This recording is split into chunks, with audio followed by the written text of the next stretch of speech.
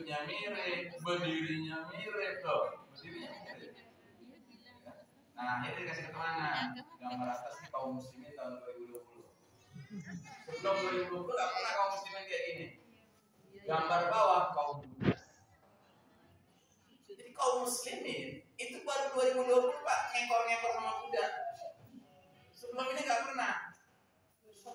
Ada wabah juga. Pada wabah dulu lebih mengerikan Pak. Tapi riwayat-riwayat mengatakan di zaman wabah yang mengerikan itu pun sholat berjamaah tetap ada. Cuman sedikit yang sholat berjamaah. Karena apa? Yang sehat tinggal sedikit. Tapi nggak ada ceritanya mereka kayak gini sholat nggak ada, ya rapat aja. Al-Quran menerangkan ada jenis sholat tertentu yang beda dengan sholat normal. Namanya sholat khauf, sholat takut. Ketika apa? Ketika dalam perang, ya kan? Ketika dalam perang musuh nyata apa di depan mata, itu sholat khauf itu masalahnya cuma masalah gantian aja. Yang ini lagi pada sholat, yang lain jaga-jaga. Yang ini nanti sholat, yang ini jaga-jaga, kan gitu. Tapi sholatnya tetap rapat, Pak.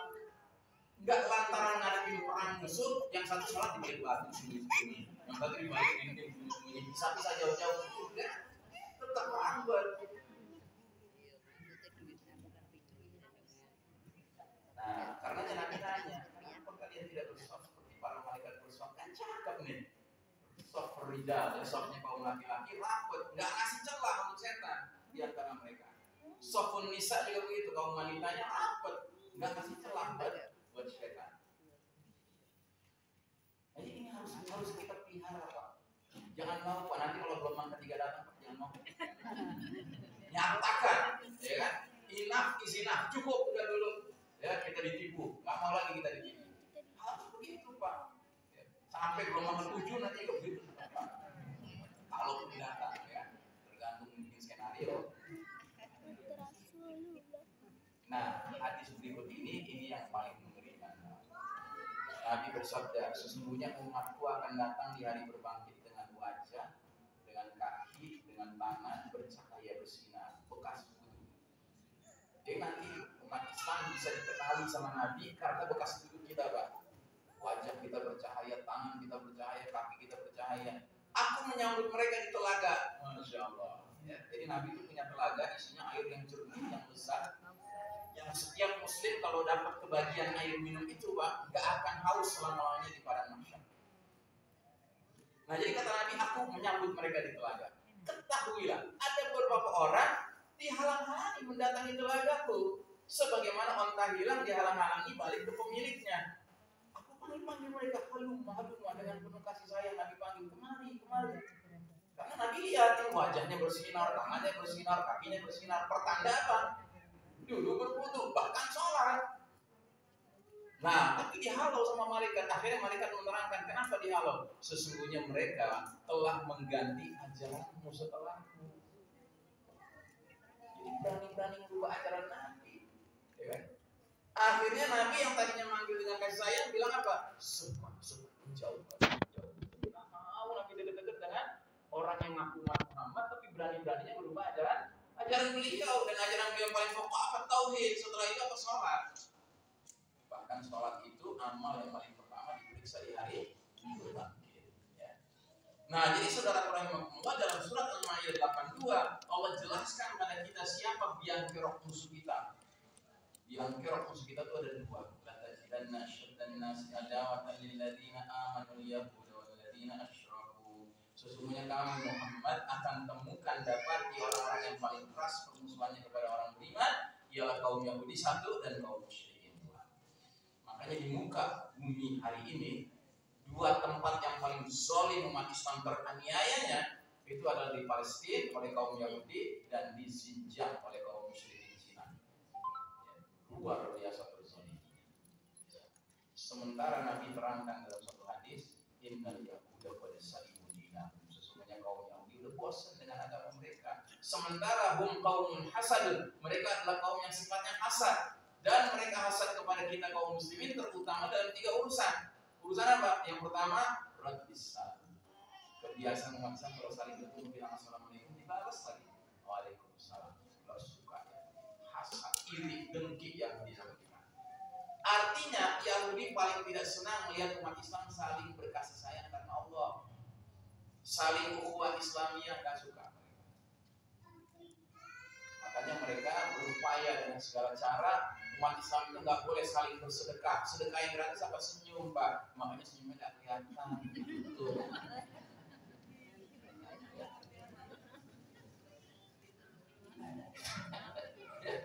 Pinter mereka, Pak. 1001 alasan orang pakai masker.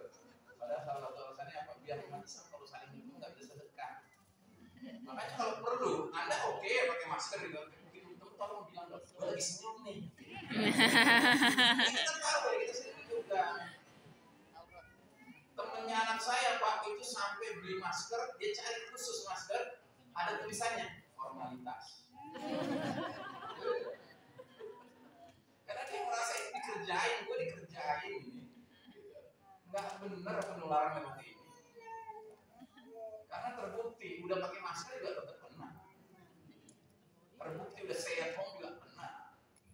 Terbukti udah distancing juga kena, gitu kan? Berarti di semua nih MM ya, main-main MM. Termasuk sekarang itu silaturahim nggak bisa, Pak.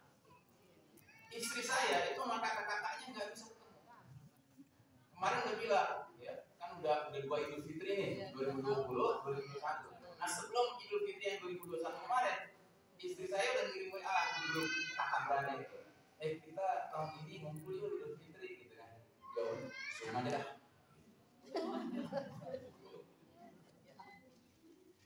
Alasan nggak silaturahim apa, Pak? Karena nggak mau ditular, gitu kan? Dan nggak mau ditular supaya apa? Supaya nggak sakit supaya apa? Supaya nggak mati, ya kan? Supaya lebih panjang umurnya. Padahal kata Nabi apa? Barang siapa yang ingin panjang umur dan ingin dilapangkan rezekinya, hendaknya apa? Silaturahim. Kalau percaya sama siapa? Gitu. Sama Nabi sama Bill Gates. Kan di situ kuncinya. Makanya saya bilang ini urusannya dengan takwa, Pak. Furqan kita di mana? Udah baca sampai besar-besar Allah marinal haqqa haqqan warzuqna tiba wa arinal batila batilan warzuqna ijtinaba. Ya Allah, tunjukkan yang kepada kami yang hak itu hak, beri kami rezeki untuk bisa berpihak pada yang hak. Tunjukkan pada kami yang batil itu batil dan beri kami rezeki untuk bisa menjauh dari yang batil. Giliran dikasih yang batil doyan. Giliran dikasih yang hak jauh-jauh. Gitu. Gimana? Ya, buktikan dong bahwa kita nggak mau dikadalin sama mereka. Yang kedua, hasadnya yang bisa sama kita apa? Dalam urusan iqamatis sufu, kedisiplinan mengatur sholat. Yang itu paling nggak suka, Pak, melihat kita tuh kalau sholat rapat dan lurus, nggak suka mereka. Makanya ada jenderal Amerika ditanya sama wartawan Muslim, Pak Jenderal, kalau Anda dikasih tugas ngerapihin barisan 2 juta prajurit, berapa lama diperlukan waktu? Yang lama mikir, ya kira-kira 30 hari sebulan lah. Terus sama si wartawan ini kasih lihat video umat Islam lagi haji. Tapi zaman haji normal, Pak, sudah haji sekarang. Zaman 2 juta, 3 juta jamaah hajinya. Dan videonya itu jamaah haji lagi tawaf di Ka'bah. Ramai. Sebagian tawaf, sebagian sholat gitu kan. Azan berkumandang, yang tawaf berkurang, tapi masih ada yang tawaf. Qomat berkumandang, 2 menit, 3 menit tiba-tiba berapi. Ngomong tuh jalan, dia perlu berapa? Sebulan lagi konsulat ini. Makanya nggak masuk berapa. Dan yang mungkin terbahak-bahak melihat umat Islam di Masjidil Haram, Masjid Nabawi kan, ya distancing, jaga jarak, pada pakai masker gitu kan. Sementara di Masjidil Aqsa bagaimana tuh? Nggak pakai masker. Kenapa? Karena kaum muslimin di Masjidil Aqsa dijajah sama musuh Yahudi. Tiap hari lihat Yahudi minum bedil, buruk, ya kan? Kalau kita tiap hari merasa diancam oleh musuh, Pak, cenderung bangun kita, Pak. Nggak teler, nggak tidur, nggak terhipnotis. Tapi kalau kita hidup senang, tenang kayak di Mekah Madinah, Pak, gampang dikadalin, gampang kena hipnotis. Makanya menyadari bahwa kita hidup di zaman yang gelap ini penting, Pak, supaya kita bangun. Tapi kalau kita nganggap ini fine aja, kita masih bisa sholat, masih bisa ngaji, kita masih dengar azan, masih beli lagi, Nah, yang ketiga, Yahudi nggak suka dengan kita apa? Hasad sama kita karena apa? Ucapan kaum muslimin di belakang imam mereka dalam sholat-sholat wajib, yaitu ucapan amin. Makin ramai suara amin, makin Yahudi hasad. Makanya waktu 2 bulan tahun 2020 lalu, Pak, itu masjid pada ditutup-tutup, Pak, lockdown, Pak. Yahudi pesta pora tuh. Wah, sepi dari suara amin. Tapi begitu udah dibuka, akan dibikin aturan, masjid muat 1000 orang nggak boleh, 300 saja. Sekurang-kurangnya aminnya volumenya dikecilin. Kalau 1000 yang amin beda sama 300 yang amin ya, Pak. Nah, jadi kita harus sadar, Pak, ini kita berhadapan dengan fitnah akhir zaman. Mereka musuh seolah yang sedang dikasih amin. Ya. Dan apa yang saya sampaikan ini alhamdulillah sekarang sudah teratasi karena ya Haram dicabut-cabutin, dicabut-cabutin, rame-rame gitu ya kan. MUI sudah ngomong ya kalau memang konser boleh, pernikahan boleh, ya udah mesin-mesin rapat aja. Nah gitu ya. Alhamdulillah. Tapi ingat, kalau datang gelombang ketiga, semangat. Ya kan? Kenapa ada gelombang ketiga? Maaf, ya kan? Yang dulu, yang sekarang taubat kita. Nah, itu sudah. Oke Pak, semangat Pak. Harus, ya kan? Ada kawan saya ketua DKM di daerah Jakarta Timur tuh. Jadi cerita apa ya? Alhamdulillah dari awal pandemi ini sampai sekarang masjid kami nggak tutup. Ramadan jalan terus, tarawih jalan terus. Kita Pak, akhirnya saya dipanggil Pak Polsek. Ditanya, kami dapat laporan masjid Anda tidak diterapkan prokes. Benarkah itu? Kalau gitu tolong saya perintahkan disesuaikan dengan prokes. Apa jawaban dia? Jawaban dia sederhana. Pak, kalau urusan agama saya tidak berani. Cuma itu. Nggak ada dia pakai masih juga data-data ini. Nggak ada. Ngomong kalimat satu aja. Pak, kalau urusan agama saya tidak berani. Sekarang tukang polsek sering sholat. Kesimpulannya apa Pak? Kesimpulannya nggak ada hitam di atas putihnya, nggak ada aturannya itu. Distancing dalam sholat berjamaah nggak ada aturannya itu, nggak ada. Itu cuma opini yang dibangun. Ya. Terus sayangnya umat Islam opini itu. Makanya sebagai penutup sebelum saya akhiri tausiah saya ingatkan kalau Anda ingin dianggap sebagai orang yang memakmurkan masjid, penuhilah kriterianya. Sedangkan kriterianya disebutkan sama Allah dalam surat At-Taubah ayat 18. 5 kriterianya. Innama ya'muru masajidallahi man amana billahi wal yawmil akhir wa aqama shalah wa ata zakata wa lam yakhsha illallah. Sesungguhnya yang pantas memakmurkan masjid-masjid Allah hanyalah yang beriman pada Allah, hari akhir, menegakkan sholat, menunaikan zakat, dan tidak punya rasa takut kecuali kepada Allah. Ya. Nah, dengan demikian berakhirlah kaji saya hari ini. Dan sebelum saya tutup, seperti biasanya saya mengingatkan Bapak dan Ibu untuk memperluas wawasan ilmu tentang akhir zaman. Ada buku yang saya rekomendasikan, diantaranya buku ini sangat bagus, judulnya Ensiklopedia Akhir Zaman, karya ulama dari Palestina. Kita punya itu di rumah. Iya, kita punya. Oh, ini kita belum punya nih.